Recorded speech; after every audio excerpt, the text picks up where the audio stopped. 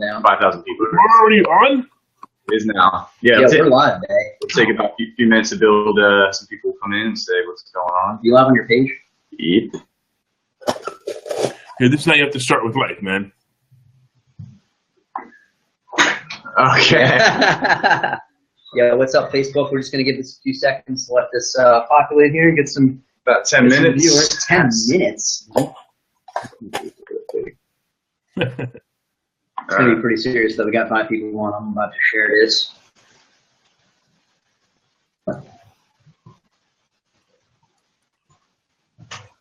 I ask Larry questions and let George entertain. Oh, wait. It's $10 a question. And it's $25 an answer. Okay. Yo, it's your boy, George Beatty in the house. Quick shout out to my man Ian Walsh for putting together this live here. He's a local hard money lender and is the most confident lender in the city of Philadelphia. So I get asked for money a lot. Like people ask me for private lenders, and I just kind of give me his contact information. So can you guys just like friend him on Facebook instead of asking me, because it's getting a little old out there. Yo, seriously though, so this upcoming Wednesday, next Wednesday, what's the date on Wednesday? The 14th?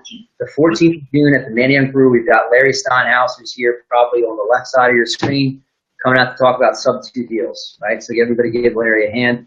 I do want to, in full disclosure, Larry came and spoke at the Delaware County version of the ring meeting last month and gave away so much information. I filled up several pages of the notebook, missed a couple tidbits, but we're already putting together some SUB2 deals here in the city, or in and around the city of Philadelphia, and we're actively marketing for more just from one speech. I'm really looking forward to hearing Larry speak again. I'm going to try to pick up another couple of those. What's that other little kid? My cat.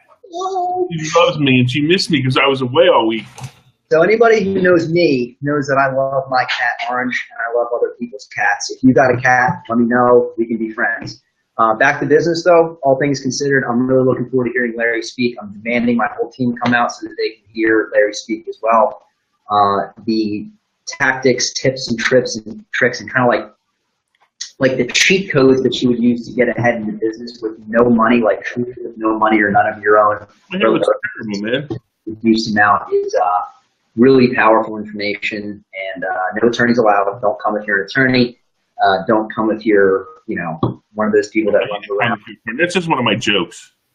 I know. Yeah. So Larry, I'm gonna let you take the right here. What are we? What can we expect next week? So this is the absolute greatest way to buy houses on the planet. Look, here's what happens. Everybody says, what are the 2 things everybody always says that they need, George, to buy a house? Pardon me? What are the 2 things everyone always says that they need to buy a house? Money and deals. Money and credit. Well, money and credit, right? If you have the deal, anyway, the deal is, of course, the hardest part. I teach that as well. But money and credit. And they always say that. I'm like, well, I have no money and I have no credit, so how am I going to invest in real estate? All right. Here's a fact. 2008, I screwed up royally. I mean royally. I had some really bad deals. I don't know where my head was at, but I was buying. Remember in 2008 when the property values were going up every day? Your property was worth $10,000 more. Until one day it was worth $150,000 less, just like that. Well, I had to give 14 properties back to the bank and go bankrupt. So my favorite thing to do is invest in real estate. That's the way I make money. So what was I going to do? Well, what I did was I started to learn different techniques on how to buy money. Obviously, OPM is a great one, no doubt. But also, I learned Subject 2, and I thought it was the greatest thing. And basically what you're doing is you're taking over other people's mortgage payments, not their mortgages.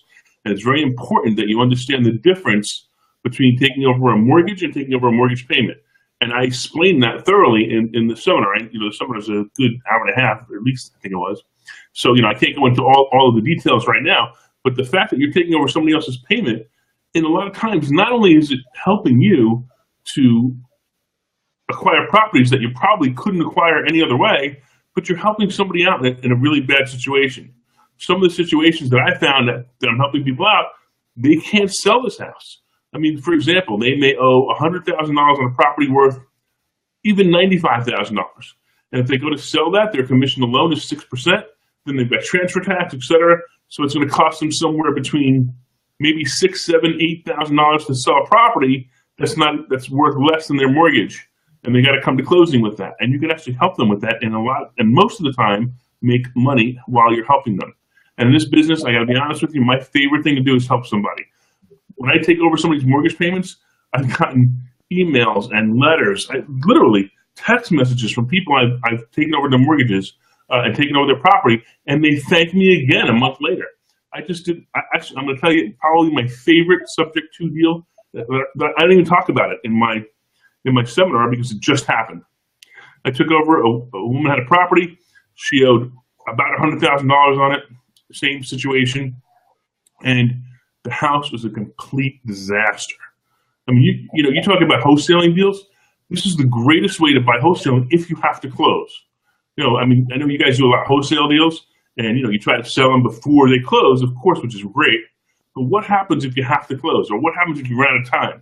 Well, now you got a deal where I now have a deal where I took over the payments, I took over the property, I own the property, and I wholesaled the property. And not only did I wholesale the property, but I haven't sold it yet.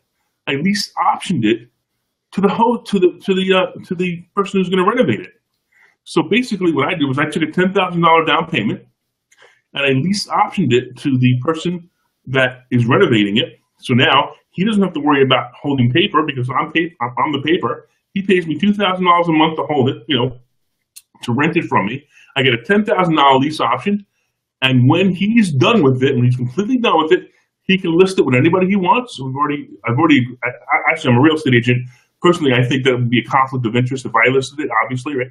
So I wouldn't even list it. He can list it with anybody he wants. And when he sells it, I get the difference between my leased option price, which is substantially higher than what I paid for it, of course.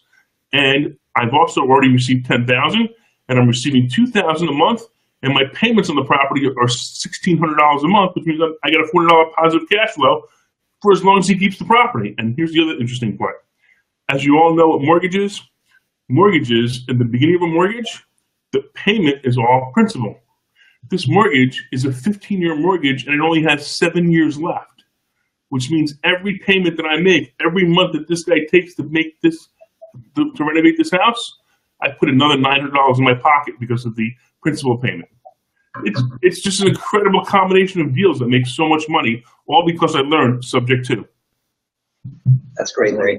So, real quick, I just want to ask you a couple quick questions. We're opening up to questions from the group as well. But let's say I'm a real estate investor, right? So off the top of my and I'm looking to acquire property subject to, and I'm looking to take over someone's mortgage payments. What type of person am I? So like, who is your talk a good fit for? So obviously we've got people who might be wholesaling or might not have a lot of money to acquire property, but like, who else, right? Like, who else should come to this meeting and hear you give this information? Well, seriously, everyone should come to this, because even if you had $1 million in the bank, eventually, and you buy all your properties cash, eventually you won't have $1 million in the bank anymore. So you should be able to buy properties after you've spent the $1 million, or keep the $1 million in the bank. Maybe invest in stock options. What do you think, George? That's a presentation for another day.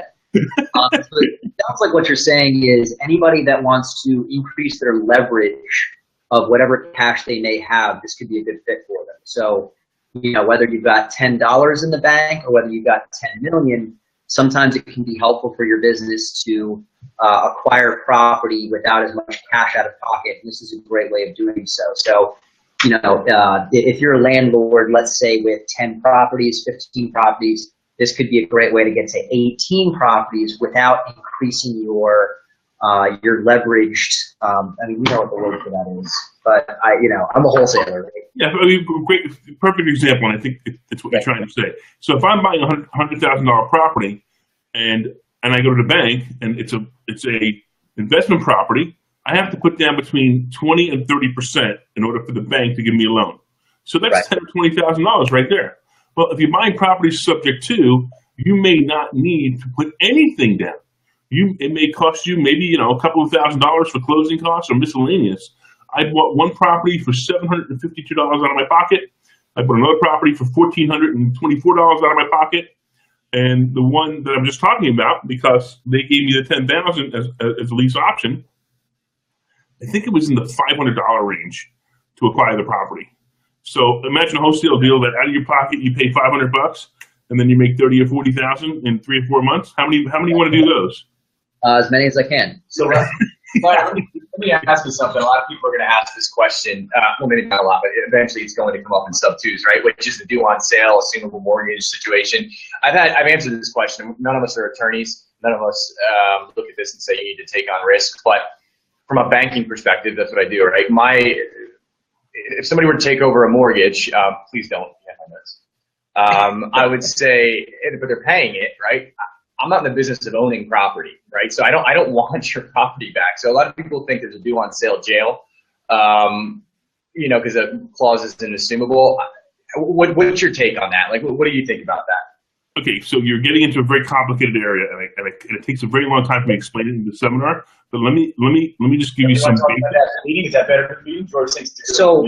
Just for you guys listening real quick, and Larry, correct me if I'm wrong, we got into this pretty extensively at the Delaware County Ring. I cannot wait to hear this again personally, because it was just so fascinating the way that it was explaining like the totally legal, totally exploitable loopholes that you can just jump into and exponentially increase your business literally at the snap of the fingers without the banks knowing anything, and just totally just taking advantage of a loophole that was put there for rich people, right? So if you guys are out there wondering, like, how does Mitt Romney protect their money? How does Donald Trump protect their money? How does a guy like, some famous rich guy, like, how does Floyd Mayweather protect his money?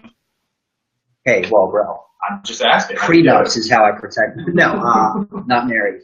But anyway, like these are the tactics that people with real wealth. I'm talking about like fuck you money. Right? Like everybody's heard that term. I think that's pretty much out there.